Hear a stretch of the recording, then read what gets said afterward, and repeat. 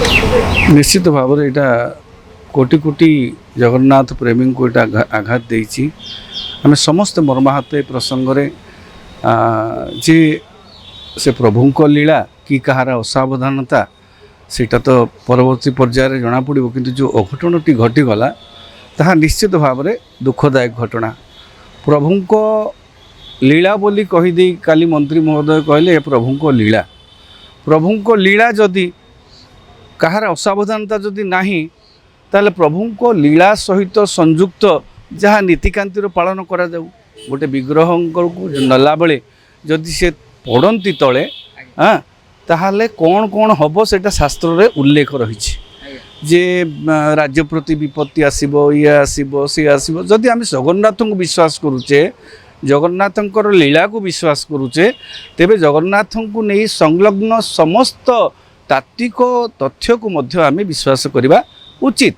तेणु जेहेतु यहाँ निहाती भाव में जदि ईश्वर विश्वास अच्छी आमर आम यहाँ को अशुभ भाव निहाती भाव में कहवा कहार त्रुटि विच्युति तो पर कथा हाँ किंतु यह निहाती भाव में ईश्वर विश्वासी समस्त मनुष्यों दृष्टि रे यह एक पाप अपराध गोटे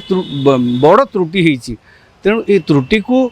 केमिति सुधारिबापाई केमिति तार प्रतिकार व्यवस्था करने शास्त्र में जहाँ मत अच्छी ताकू ग्रहण करा जाऊ जेमिति प्रभुंकर नीतिकांति अनुसार जेमिति आमर सबु कार्य हवा कथा जेहेतु टी विघ्न घटी रथ यात्रा जनकर जीवन गला किसी लोक आहत हेले काली भी सेवायत माने भी आहत होती जो मैंने नहीं कि जाऊे बलभद्र को पहंडी रे से माने तेणु ये सब जिनस वर्तमान जेहेतु यह जगन्नाथंकर लीला सहित संयुक्त बोली आमे कहूचु तेबे जगन्नाथंकर यही जो अघटनटी घटी तार कौन प्रतिकार हम मुक्तिमंडप पंडित सभा सहित आलोचना करी शंकराचार्य जी जगतगुरु शंकराचार्यंकर परामर्श लोड़ी विहित प्रतिकार व्यवस्था ग्रहण करा जाऊ। शुणु प्रत्येक ईश्वर विश्वासी लोक शुभ अशुभ टिके विश्वास करे आम जगन्नाथ को लेकिन जहाँ अघटन घटी अतीत जहाँ भी होती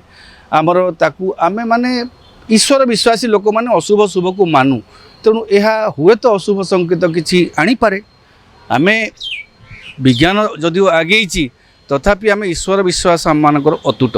तेणु ईश्वर विश्वास भितर जदि आमर एभली गोटे अघटन घटी जाउची तेबे निहाती ताहा आगामी दिन में किसी अशुभ सूचना आनीपे तेणु तापाई जो जो प्रतिकार व्यवस्था शास्त्र रे अनुमोदित रही जहाँ मुक्तिमंडपर पंडित सभा एवं